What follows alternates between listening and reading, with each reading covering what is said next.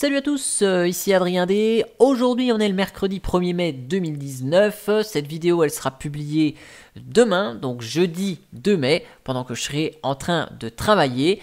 Et en fait c'est juste pour vous dire que Fedora 30 est disponible, ça tout le monde le sait. On va en parler dans le C'est quoi qui dit à 20 h ce mercredi.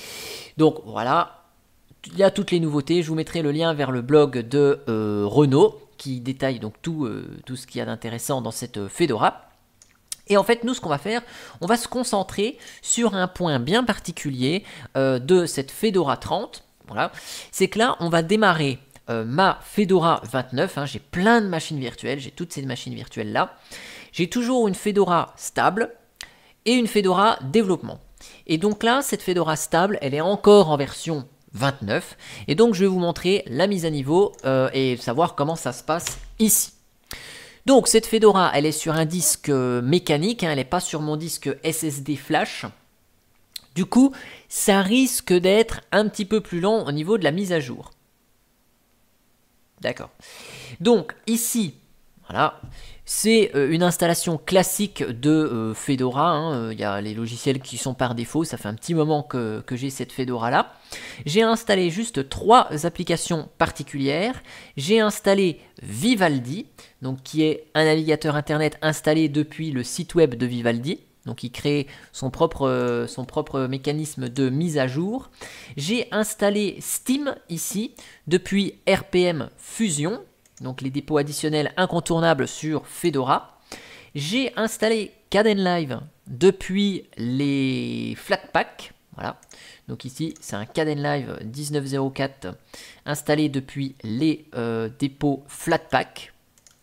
Et puis j'ai installé cette extension aussi Dash2Dock. C'est pour vérifier en fait que lors de la mise à jour, les extensions, en tout cas celle-ci, supportent le choc. Voilà. Donc ici, vous avez vu la petite notification. Il nous dit qu'une nouvelle version de Fedora est disponible à l'installation. Donc là, on clique dessus.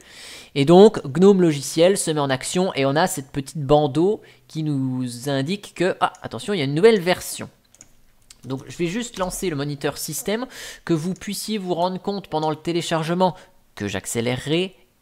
Et l'installation, je l'accélérerai aussi dans cette vidéo, que vous puissiez vous rendre compte combien de données sont reçues pour une mise à jour de ce type-là. Voilà. Donc ici, je vous montre bien qu'on est avec Fedora 29. Voilà, je vous remets ça au centre. Fedora 29, GNOME 3.30.2. Et nous avons un Wayland fonctionnel, hein, donc le successeur de Xorg, Wayland, echo $xdg session type, voilà, cette petite commande qui va bien, qui nous permet de vérifier qu'on fonctionne avec Wayland. Voilà, donc ici je vous montre bien au niveau des logiciels, donc Dash2Dock qui est installé depuis les extensions GNOME, pas depuis les dépôts Fedora.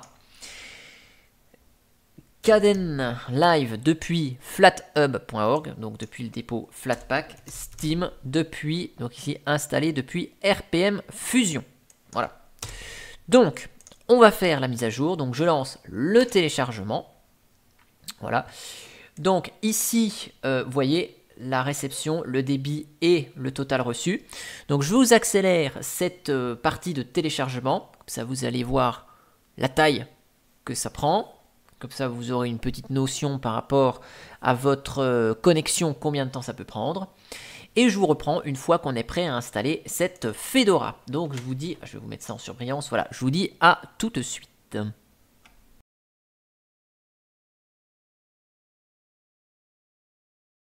Voilà, donc là, il nous a téléchargé 1,6 Go, donc avec les logiciels que je vous ai montrés qui étaient installés sur la machine. Donc ici, il nous dit qu'il est recommandé quand même de sauvegarder les données et les fichiers avant la mise à niveau, évidemment. Donc on a quand même l'avertissement. Quand c'est téléchargé, on clique sur installer. Ici, on a besoin d'être authentifié pour faire la mise à niveau. Donc on valide, voilà. Et ici, on a le dernier avertissement qui nous dit redémarrer et installer la mise à niveau. Fedora 30 sera installée après le redémarrage.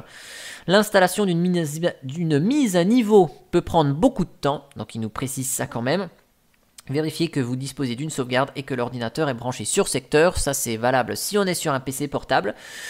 Donc la sauvegarde est faite, l'ordinateur est branché sur secteur, donc c'est parti, on redémarre et l'installation va débuter. Donc notez bien, il est 10h35, je vais marquer ici sur mon petit papier, comme ça vous allez pouvoir voir à peu près combien de temps prend une mise à niveau avec une installation basique et sur une machine virtuelle avec un disque mécanique.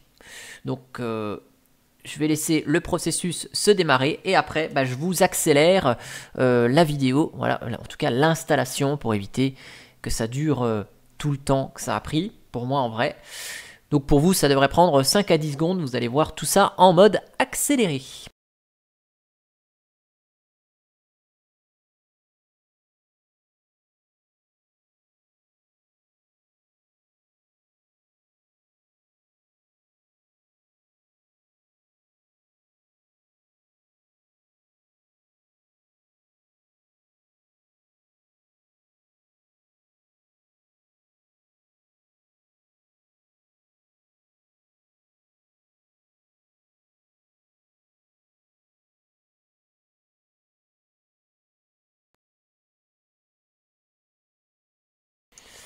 Voilà, donc l'installation de la mise à niveau est terminée.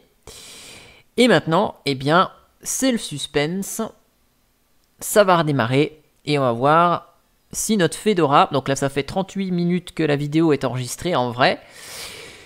Du coup, vous avez une petite idée de combien de temps ça prend.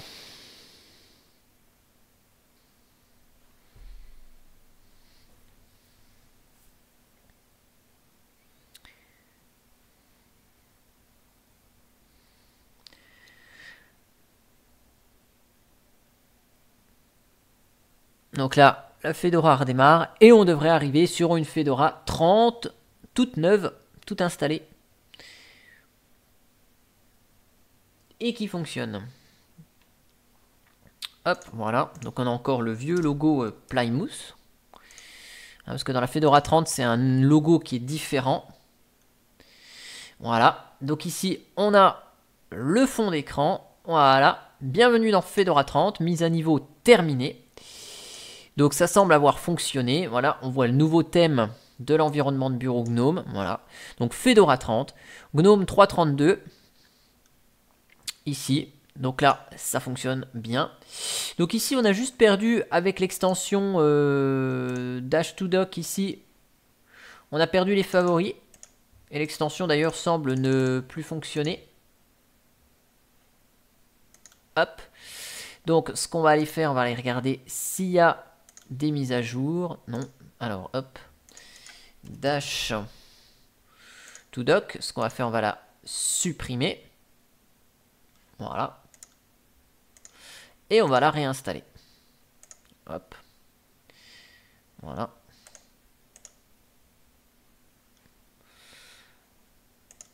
Et voilà. Donc là, ça semble fonctionner cette fois-ci. On va essayer d'ajouter ça aux favoris. Alors les favoris ne semblent plus fonctionner sur Dash2Dock dans cette nouvelle version. Bon. Donc là, on a un peu les limites des extensions. Donc on va supprimer. Donc ça, c'était la partie extension. Alors Dash2Dock. Ouais. Donc on va attendre un petit peu. Peut-être que ça redeviendra fonctionnel un jour. Voilà. Donc ça, comme ça, vous avez la réponse. On va donc regarder avec les autres applications. Donc Vivaldi ici. Est-ce qu'il fonctionne toujours? Parce que c'est installé avec un dépôt additionnel. Donc oui, ça fonctionne toujours. Caden Live ici. Bon, lui il marche toujours. Hein. Il est issu de Flatpak. Donc c'est toujours la même version. Et il fonctionne toujours. Et après, eh bien, on va essayer Steam, qui était en provenance des dépôts RPM Fusion.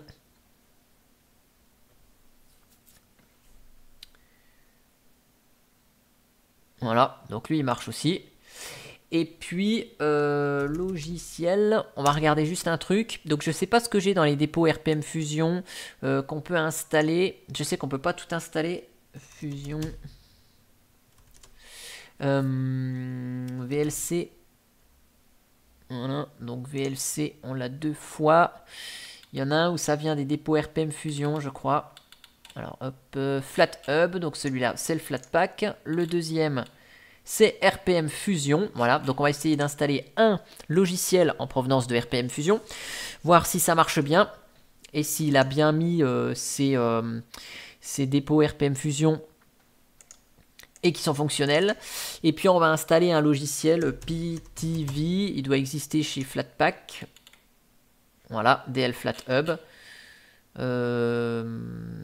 Hop, on va essayer d'installer pour vérifier que ça fonctionne. Et puis on va installer une application normale, telle que Audacity, pour vérifier que l'installation et que les dépôts de Fedora 30 fonctionnent très bien. Mais normalement, il n'y a pas de souci. C'est ça qui est bien, c'est qu'avec Fedora, par défaut, on n'a pas trop de surprises. En tout cas, avec la version GNOME ici. Après, avec les versions, ce qu'ils appellent les versions spins, hein, donc les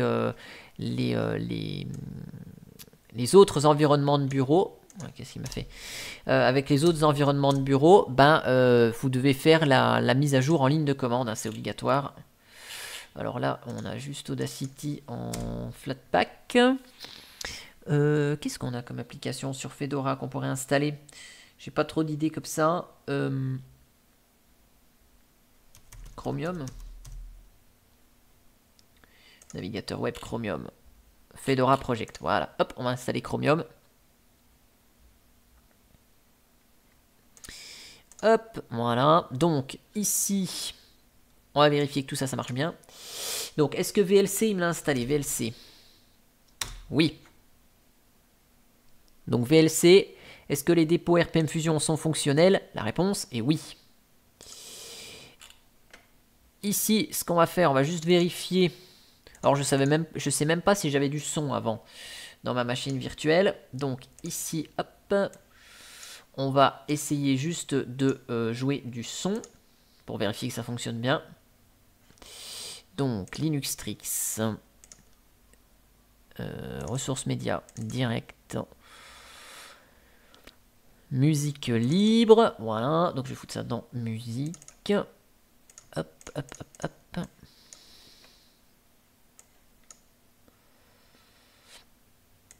Voilà, oh, pas sûr que ça fonctionne aussi bien ça.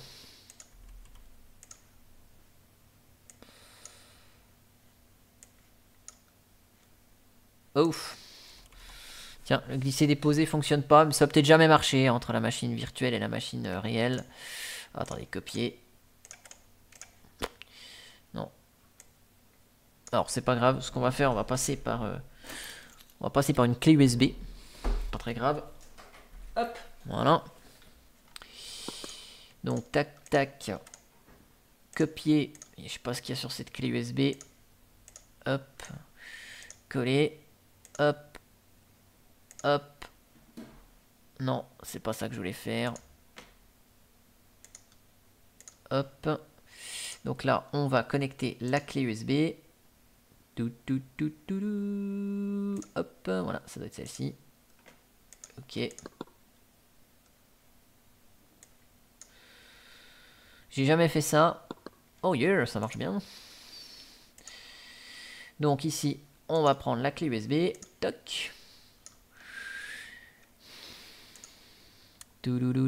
Alors ici, on va se mettre comme ça, comme ça, comme ça. Voilà. CTRL C. C'est la première fois que je fais ça. Je savais pas que ça marchait bien. Alors hop. On va vérifier qu'on a du son. Donc là, ça marche. Et donc avec VLC, on va essayer aussi. Ça marche aussi très bien. Parfait. Donc on va juste vérifier les autres applis que j'ai installées. Et donc du coup là, c'est bien parce que je viens d'oublier ce que je viens d'installer. Ah oui, on a PTV. Donc pour voir si les Flatpak fonctionnent bien.